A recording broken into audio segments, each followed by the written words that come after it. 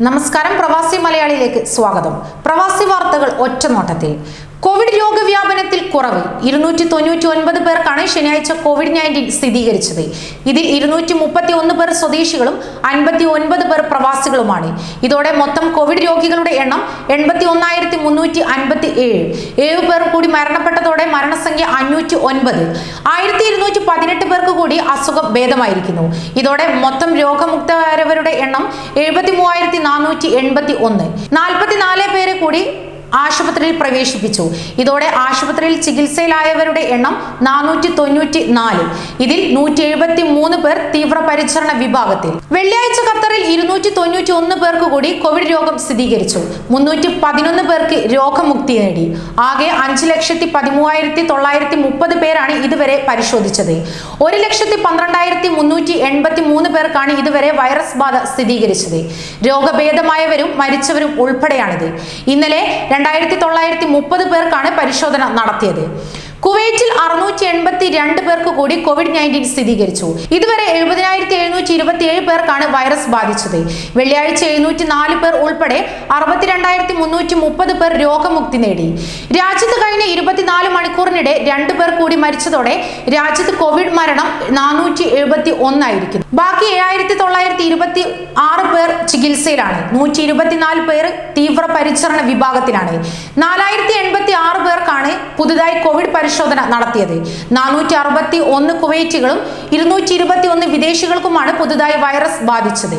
ബഹ്റൈനിൽ Covid ബാധിച്ച് മലയാളി ഉൾപ്പെടെ 2 പേർ കൂടി മരിച്ചു. ആലപ്പുഴ ഹരിപ്പാട് കാരിച്ചിൽ അജിത് ഭവനിൽ KT അജീന്ദ്രനാണ് മരിച്ച മലയാളി.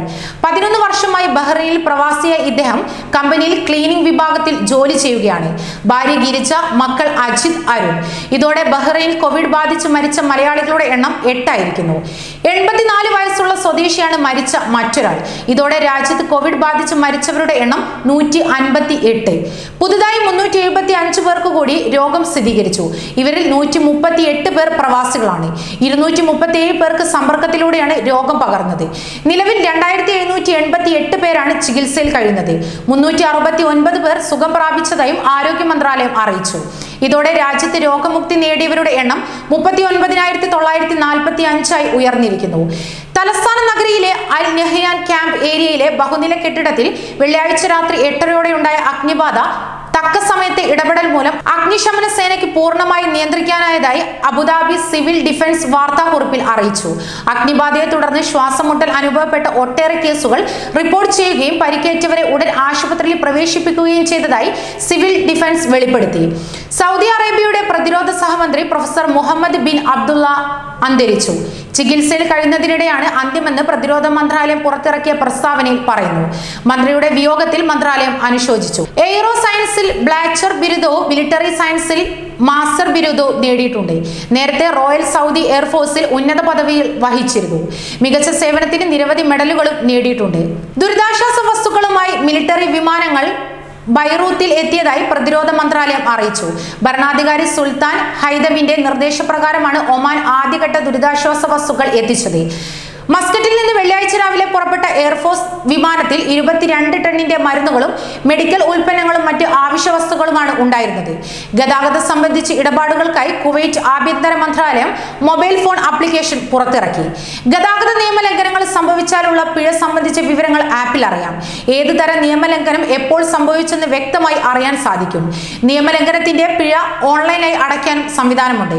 ഡ്രൈവിംഗ് ടെസ്റ്റിന്റെ അപ്പോയിന്റ്മെന്റ് എടുക്കൽ, എഴുത്തു പരീക്ഷയുടെ മാതൃക, വാഹന രജിസ്ട്രേഷന് അപേക്ഷിക്കൽ തുടങ്ങിയവ സാധ്യമാണ്. സെപ്റ്റംബർ 14 മുതൽ ഒക്ടോബർ 3 വരെ ദോഹയിൽ നടക്കുന്ന FCC ചാമ്പ്യൻസ് ലീഗ് മത്സരങ്ങൾക്കുള്ള സ്റ്റേഡിയങ്ങളുടെ വിവരങ്ങൾ ഏഷ്യൻ ഫുട്ബോൾ കോൺഫെഡറേഷൻ പുറത്തുവിട്ടു. ലോകകപ്പിനായുള്ള 3 സ്റ്റേഡിയങ്ങൾ ഉൾപ്പെടെ 4 സ്റ്റേഡിയങ്ങളാണ് AFC ചാമ്പ്യൻ ലീഗ് വേദിയാവുക. വക്രയിലെ അൽ ജനൂബ് സ്റ്റേഡിയം, ഖലീഫ രാജ്യാന്തര സ്റ്റേഡിയം, എഡ്യൂക്കേഷൻ സിറ്റി സ്റ്റേഡിയം, അൽസിദിലെ ജാസിം ബിൻ ഹമദ് സ്റ്റേഡിയം എന്നിവയാണ് പ്രധാന വേദികൾ. 4 സ്റ്റേഡിയങ്ങളും അത്യാധുനിക ശീതീകരണ സംവിധാനങ്ങളാണ് 4 സ്റ്റേഡിയങ്ങളിലും സജ്ജീകരിക്കുന്നത്. കോവിഡ് പ്രതിസന്ധിയിൽ നാട്ടിൽ കുടുങ്ങിയവർ നിലവിലെ സാഹചര്യത്തിൽ വന്ദേ ഭാരത് വിമാനങ്ങളിൽ ഖത്തറിലെത്താൻ ശ്രമിക്കരുതെന്ന് ഇന്ത്യൻ എംബസി. ഓഗസ്റ്റ് 1 മുതൽ വിദേശങ്ങളിലുള്ള പ്രവാസികൾക്ക് തിരിച്ചെത്താൻ ഖത്തർ അനുമതി നൽകിയിരിക്കുന്നു. പ്രത്യേക എൻട്രി പെർമിറ്റ് എടുത്തവർക്ക് തിരിച്ചെത്താൻ സാധിക്കും. എന്നാൽ മറ്റ് രാജ്യങ്ങളിലേക്കുള്ള യാത്രാ വിമാനങ്ങളുടെ വിലക്ക് ഇന്ത്യ ഓഗസ്റ്റ് 31 വരെ നീട്ടിയിരിക്കുന്നു. ഇതോടെ ഇന്ത്യക്കാരുടെ തിരിച്ചുവരവ് അനിശ്ചിതത്വത്തിലായിരിക്കുന്നു. നിലവിൽ ഖത്തറിൽ നിന്ന് ഇന്ത്യക്കാരെ നാട്ടിലെത്തിക്കാൻ വന്ദേ ഭാരത് പദ്ധതിക്ക് കീഴിൽ വിമാനങ്ങൾ നാട്ടിൽ നിന്ന് വരുന്നുണ്ട്. ഈ വിമാനങ്ങളിൽ ചിലർ ഇതിനകം ഖത്തറിലെത്തി. ഖത്തറിലെ ആരോഗ്യ പ്രവർത്തകർക്കായുള്ള വിമാനങ്ങളിലാണ് ഇവരല്ലാത്ത മറ്റു ചിലരും തിരിച്ചെത്തിയത്.